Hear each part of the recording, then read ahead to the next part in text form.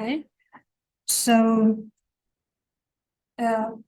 maybe I should say a few words about Edith Södergran, because she is very famous in Scandinavia, yes, but I'm not so sure if everybody recognizes her. So for me, she's a poet number one. Sorry, but it's a fact, because, well, when I was a young student of Scandinavian studies, I was really fascinated by her poems, her life. So now, for me, it's a very special experience to stand in front of you and talk about her after 30 years, or even more than 30 years. Well, Edith Södergran, she was, as I try to outline here in the slide, one of the greatest modern Swedish language poets, but she was Finnish. She came from Finland, but she spoke Swedish because Finland is a bilingual country, yes. About 95% of people speak Finnish and about 5% speak Swedish. So she belonged to the Swedish-speaking group. She sought self-definition in her poems, and she prophesied a new era and a new type of woman. And experts say that she contributed to the renewal of Scandinavian poetry. And her biography is very tragic because she died at the age of 31 of tuberculosis, but she contracted from her father when she was a teenager. She left 5 collections of poems and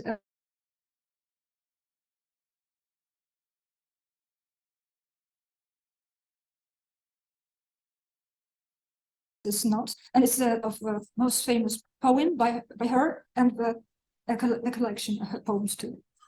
And there is really a lot of research around Edith Södergran and her poetry.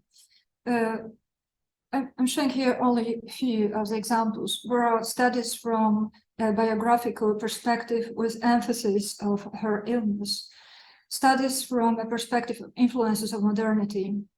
There are feminist, psychoanalytic, and queer studies, etc., etc. But what I'm trying to say is that she still inspires, and there are new studies, and not only, because the book I'm going to talk about, Landet som gick av, is a good example of this timeless popularity of Edith Södergran. Because this book, it's a picture book, which was published in Sweden in 2020. And it was written by 2 Swedish artists. The author is Kristina Sigurdsdotter, and the illustrator is Clara Dackenberg.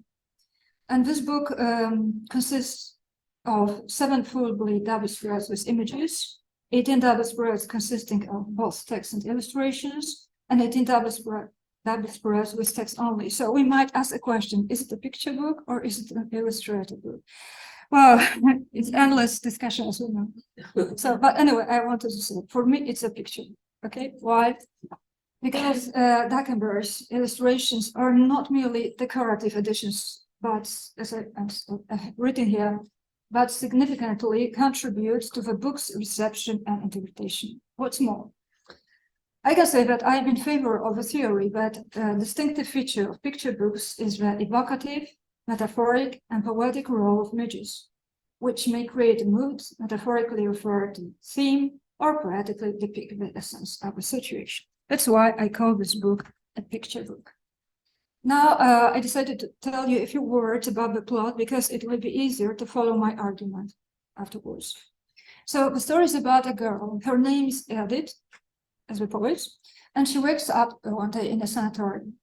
And she follows a golden yellow cat, and she passes through a mirror to the wonderful world, the world that is not. And there she meets a golden sister, a girl. They play together and they have a great time. And they play together in 12 symbolic rooms. But in this land, there is also a typical antagonist, like in fairy tales, a very, very ugly and bad lady called Dice Caster. And Edith has to roll a dice and decide about the future of her life and the future of the land.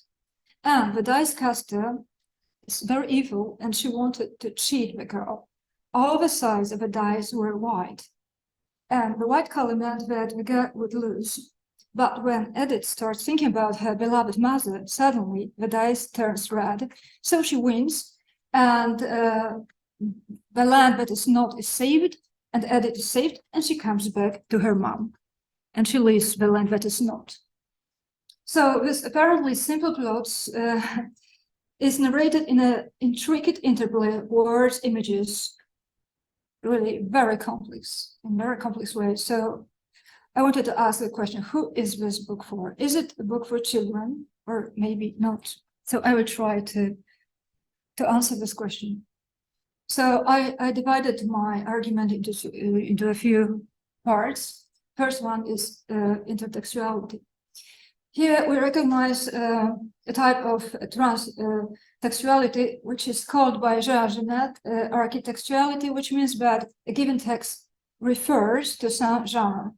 And this genre, in my opinion, is fantasy literature as it was defined and described by Maria Nikolaeva in The Magic Code. It's quite a famous book for all people who are interested in the history of fantasy genre.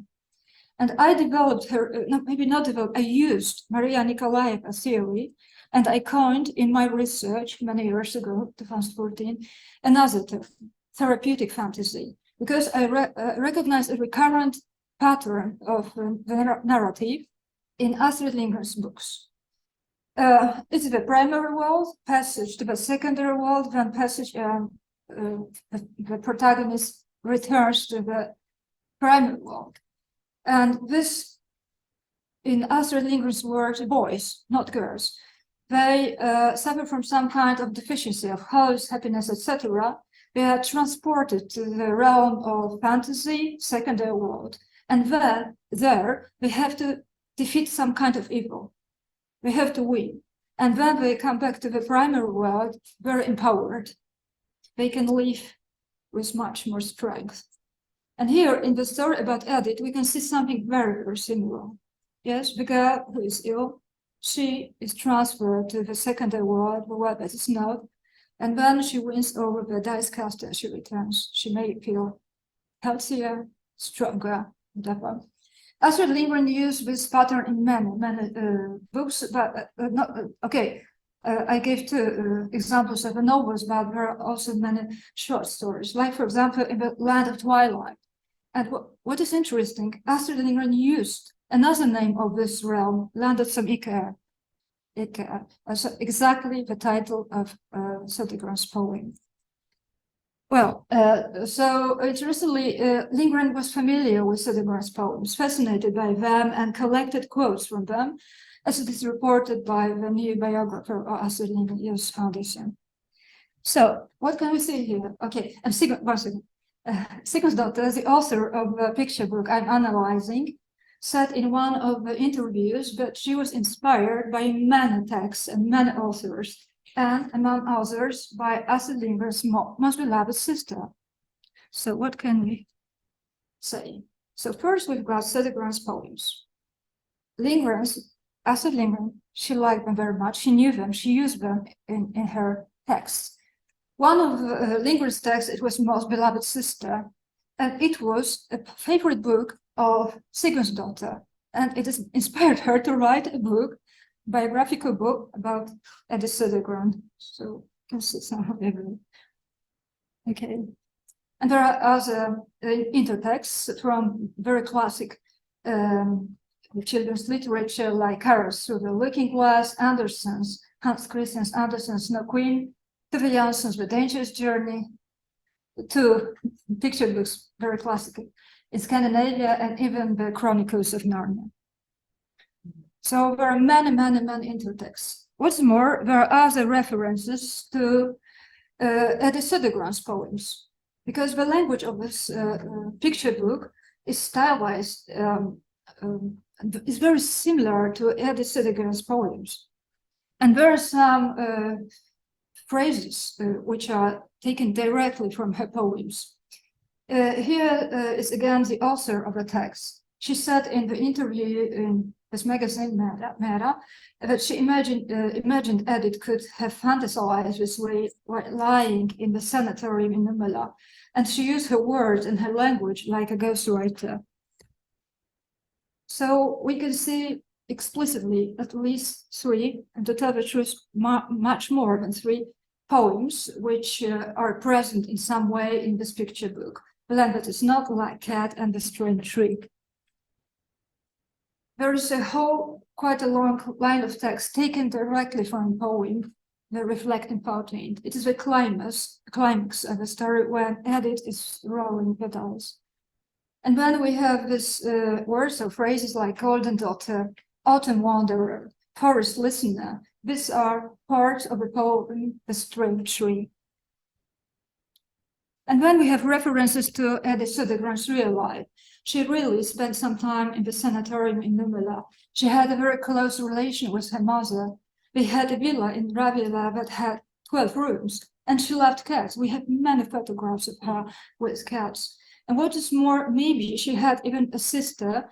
We can learn about it in her biography by Picturebook, but it's not so certain because another biography written by Ebba Witt-Brattström doesn't confirm this information about the sister. But we can interpret the Golden Sister as Haga Olsson, who is a famous journalist and writer at this time. And she was also a friend of the Södergran. There is also some research about this relation. This is a quote from an article. Edith, quote, called Haggard by the nickname Gyllene Barn, Golden Child, and she describes her describes her golden locks, etc. So maybe this is Haga Olsson who is just hidden behind this Golden Sister in the picture book. Well, and now a few words about the visual. Duckenberg's picture, in my opinion, impart an oniric tone to the story. And they suggest that this adventure takes place in the realm of fantasy, maybe afterlife. What's more, the pictures establish relationships with the extratextual reality, that is, real life of Edith Södergran, both intertextual and interpictorial, as well as metapictorial, because we have something like this at the end. We can see something like this at the end of the book. We can see Edith's hand. So most probably, it is just Edith who wrote this book. Though we know it isn't possible, yes? So it is a clear, explicit metafiction, but we can see this. It's not mentioned in the text. The Illustrated said in the interview in this magazine, once again, the same interview all the time. Quote, in my initial sketches, I was quite faithful to the historical person, but as the work progressed, Edith has become her own younger figure, and I have let go of almost all claims to historical and biographic accuracy.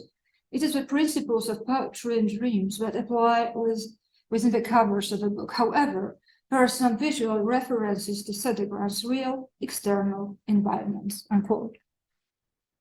It is one of the examples. On the left, you can see a veranda of this fantastic house in the picture book, and on the right, the real villa of Edith Södergran.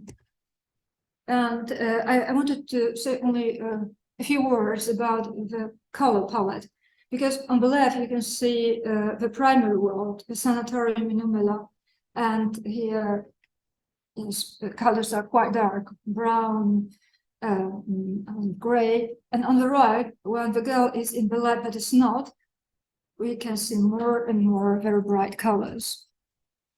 The red color is of special significance, I would say, because the red color plays a very important role in Edith Södergran's poetry. And there is, again, research only about this red color. So I think that Duckenberg used the red color consciously. She was aware of what she was doing. She wanted just to point out the significance of this color. And here is a quote from Parkman article about just the red. And the visual text tells us something more that is not included again in the text, because the girls, you can see 3 examples here. The girls look alike, like twins. So we can interpret this similarity in this way, but it is Edith's rejection, her healthy ideal incarnation, and it's not mentioned in the text. Okay. I'm nearly, yes, I'm nearly right. Okay, sorry, no, not this way. So, I think, honestly, that Dymel-Trzebiatowska is a very complex hybrid picture book, which blends genres, facts, fiction, and fantasy. It requires many reading competences within both intertextuality and pictoriality. Sorry. It belongs to those books that need, I quote now, rereading, since a multiple reading of the same picture book gradually reveals several layers of references to other artworks and texts, unquote. I had to read it many times before I recognized all the intertexts in it, really. So I think that we need a lot of knowledge to understand all the meanings in this book. And I'm not so sure if this knowledge is accessible to children, nor to all adults. But if children, novice readers, however we call them, if they encounter these books